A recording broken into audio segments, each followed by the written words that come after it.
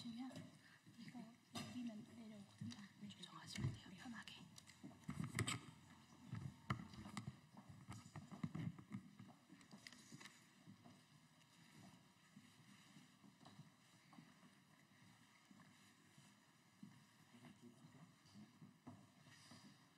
네, 옆으로 서셔도 될 것 같습니다. 이쪽 옆으로. 앞으로 좀 오셔서. 네. 네, 기자회견 시작하겠습니다.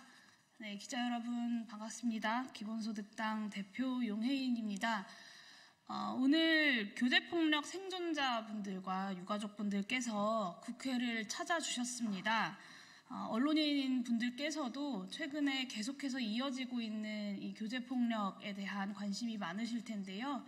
많은 취재를 좀 당부드립니다. 지금 제 옆에는 거제 교제살인 사건, 그리고 부산 몽키스패너 살인미수 사건, 부산 오피스텔 추락 사건, 당진 두 자매 살인 사건, 그리고 인천 논현동 스토킹 살인 사건의 생존자 유가족 분들께서 함께하고 계십니다. 연일 반복되고 있는 교제폭력과 교제살인의 비극을 이제는 끝내야 한다는 절박함으로 어려운 걸음을 해주신 생존자 유가족분들께 위로와 또 연대의 마음을 전합니다.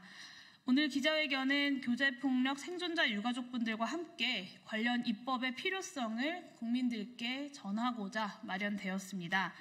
간단한 취지 발언 이후에 생존자 유가족분들의 이야기를 직접 청해 듣도록 하겠습니다. 신변상의 이유로 얼굴을 공개하기 어려운 피해자분들이 계시기 때문에 취재할 때 조금 주의해 주시기를 요청드립니다. 네, 그러면 저의 취지 발언하고 이어서 발언 듣도록 하겠습니다. 교제살인의 비극이 또다시 반복되고 있습니다. 지난 8일 경북 구미에서 30대 남성이 전 애인을 살해했습니다. 피해자는 경찰에 3차례나 신고하면서 적극적으로 도움을 요청했지만 끝끝내 국가로부터 보호받지 못했습니다. 경찰이 사건 발생 전에 구속과 유치장 유치 같은 적극적인 가해자 분리 조치를 검토했다면 가해자에게 전자장치를 부착하는 잠정조치 3호의 일을 시행했다면 살인을 막을 수도 있었다는 생각에 정말 마음이 무겁습니다. 같은 날 서울 강서구의 한 오피스텔에서 40대 남성이 3개월 동안 알고 지낸 여성을 살해했습니다. 다른 남자 만났다는 사실에 분노해 살인했다라는 피의자의 진술, 연락 문제로 다툼이 있었다는 주변 상인들의 증언은 이 사건이 교제살인 사건과 매우 흡사하다는 점을 보여줍니다. 교제관계뿐만 아니라 생활상 밀접한 관계, 그리고 교제 목적의 관계 등 여러 친밀한 관계에서 발생하는 폭력들의 위험성을 인지하고 적극적인 가해자 처벌과 피해자 보호를 위한 법안을 마련해야 합니다. 기본소득당은 올해 2024년 경찰청 국정감사에서 친밀관계 폭력에 대한 경찰의 안일한 수사 관행을 지적했습니다. 교제폭력 신고의 절반 이상은 현장 종결에 그쳤고 경찰이 쌍방폭행이라고 피해자에게 책임을 돌리는 경우도 허다했습니다.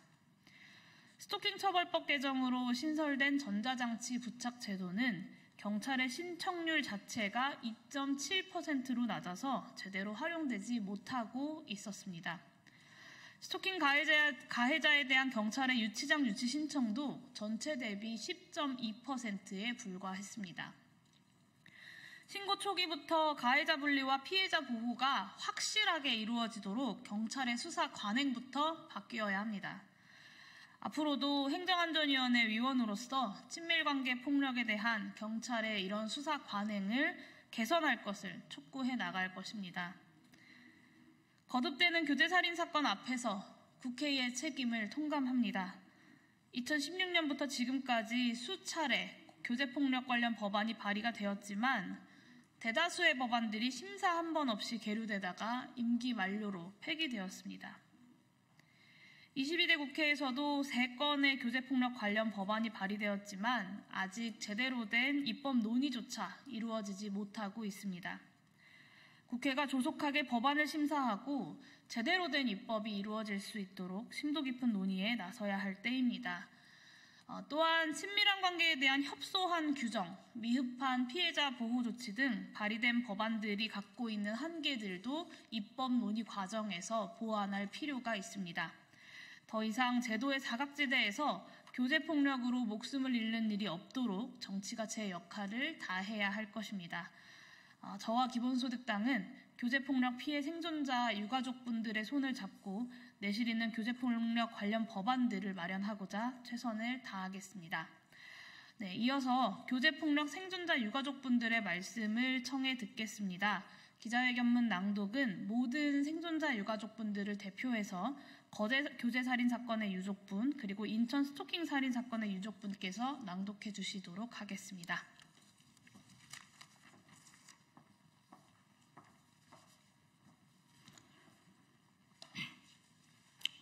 저는 거제도 교제폭력 살인사건,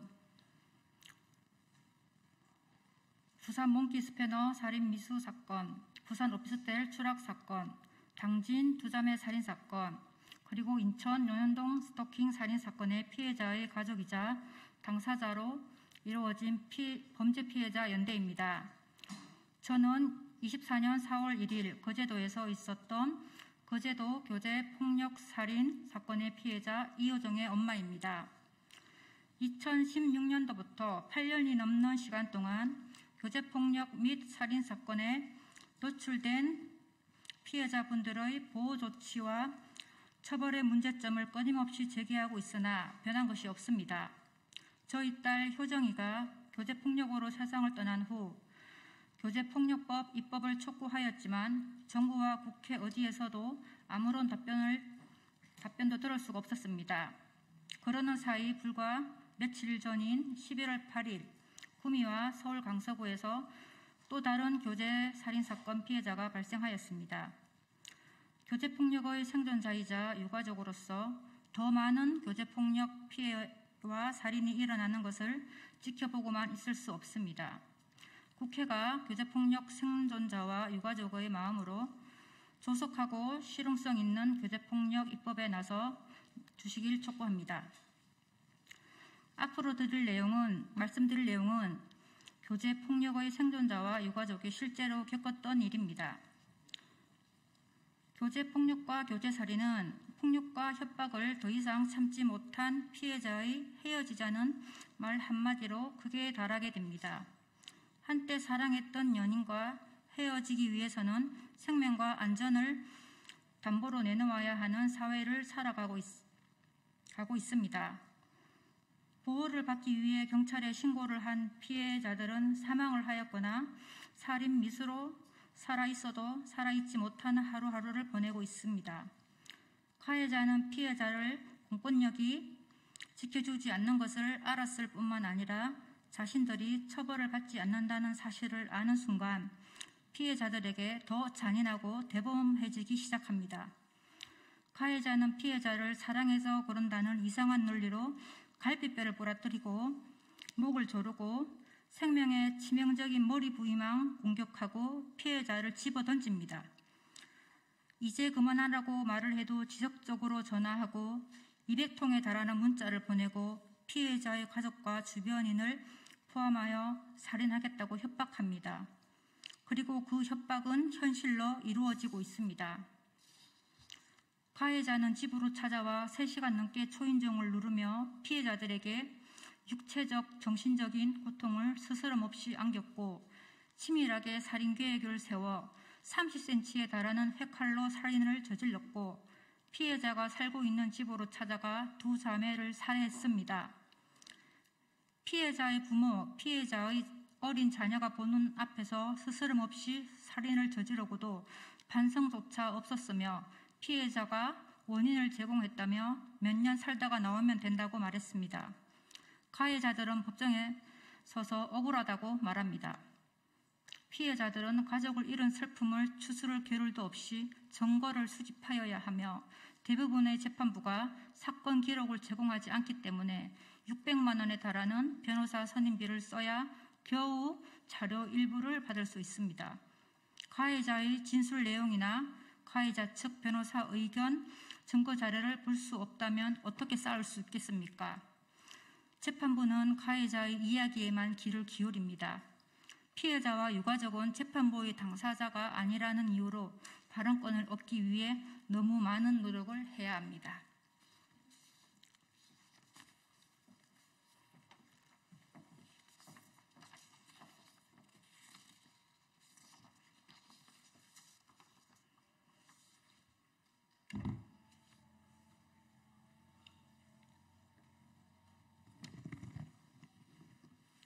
저는 인천 온현동 스토킹 살인사건 피해자 유가족입니다.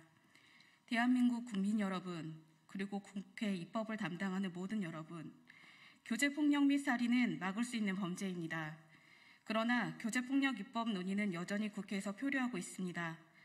범죄로 인한 고통은 피해자, 주변인, 가족들만의 문제가 아닙니다. 많은 피해자분들이 국가가 나를 지켜주지 않을 것이라는 불안감에 시달립니다. 국가가 적극적으로 막지 못한 범죄에 대한 사회적 비용 역시 국민들이 나눠지고 있습니다. 만약 교제폭력 입법이 한참 전에 이루어졌더라면 가해자를 수감할 비용을 피해자를 보호하는 데에 쓸 수 있었을 겁니다. 더 많은 사회적 비용이 발생하기 전에 더 많은 피해자가 생을 등지기 전에 지금 국회가 변화를 만들어야 합니다. 이에 다음과 같은 내용을 촉구합니다. 국회는 기존에 발의된 교제폭력 법안을 적극 검토하고 제대로 된 입법에 나서주기를 바랍니다. 제22대 국회에서 3개월의 교제폭력 법안이 발의되었지만 현 시점까지 제대로 된 논의 없이 상임위원회에 계류되어 있습니다. 각 법안이 모두 유의미한 변화를 담고 있지만 각 법안들이 제대로 된 가해자 처벌이 어렵거나 피해자 보호 조치에 미흡함이 잔존하는 등 개선되어야 할 면도 많습니다. 또한 일부 법안은 친밀관계 폭력 범죄 전반을 다루지 않아 법 제정 시 사각지대가 우려됩니다. 이에 국회에서 기존에 발의된 법안에 대한 심도 깊은 논의를 통해 사각지대 없는 구체적이고 실질적인 법안을 입법해 주시길 바랍니다. 현실에 맞게 실효성 있는 피해자 보호 조치를 도입해 주시길 바랍니다. 형식적인 접근금지 명령이나 한방향 스마트워치는 피해자의 안전을 보장할 수 없습니다. 실제 인천 온현동 살인사건의 경우 접근금지 명령이 내려진 기간 동안 4일이나 피해자 집 앞에 와 있었지만 피해자를 포함하여 아무도 알 수 없었습니다. 스토킹 처벌법 개정 이후 가해자의 위치를 감시할 수 있는 전자장치 부착 제도가 도입되었지만 경찰의 활용률은 매우 낮은 상황입니다. 가해자에 대한 제재와 경고가 더 강화되어야 합니다. 가해자가 피해자에게 접근조차 할 수 없도록 가해자 전자장치 부착 제도를 적극 활용해 주실 것을 촉구합니다. 경찰이 적극적인 가해자 처벌과 피해자 보호에 나서야 합니다. 경찰이 수사 초기부터 피해자를 적극 보호하는 모습을 보여야 합니다. 교제폭력 신고 이후 신고자를 찾아가 추가적인 피해는 없는지 확인하는 방문 모니터링이 의무화되어야 합니다. 가해자에 대한 강력한 경고와 주기적인 모니터링으로 국가가 끝까지 교제폭력을 처벌할 거라는 명확한 신호를 줘야 합니다. 교제폭력 입법과 경찰 차원의 대책 마련으로 적극적인 수사와 조치가 이루어지기를 희망합니다. 정부는 피해자 회복 및 사후관리 관련 지원을 확대해 주시기 바랍니다. 2018년부터 2023년까지 책정된 출소자 지원 예산은 연간 445억인데 범죄 피해자 직접 지원금은 연간 283억 분입니다. 가해자는 출소 후 안정적인 생활을 유지하고 새로운 삶을 시작할 수 있는 기회와 지원을 상대적으로 많이 받고 있습니다. 그러나 상대적으로 범죄 피해자는 범죄 피해 회복을 위한 사후 관리가 상대적으로 부족합니다. 피해자와 그 가족이 일상을 회복할 수 있도록 범죄 피해자 직접 지원 예산을 대대적으로 증액해 주시기 바랍니다. 가해자의 출소 후 피해자 보호 조치 마련을 촉구합니다. 피해자는 가해자가 출소한 것도 모르기 때문에 피해자도 모르는 사이에 피해자와 유가족은 또다시 보복범죄에 노출이 됩니다.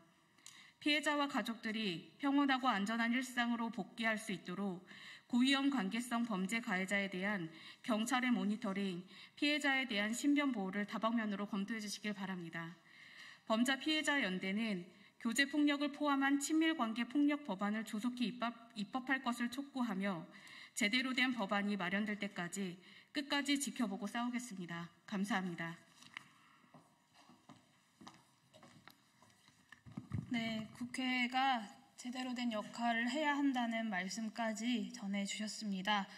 이어서 당진 두 자매 살인사건 피해자 유족분께서 국회와 또 국민들께 전하고 싶으신 이야기가 있으십니다. 끝까지 기자회견 마무리될 때까지 귀 기울여 주시면 좋겠습니다. 네.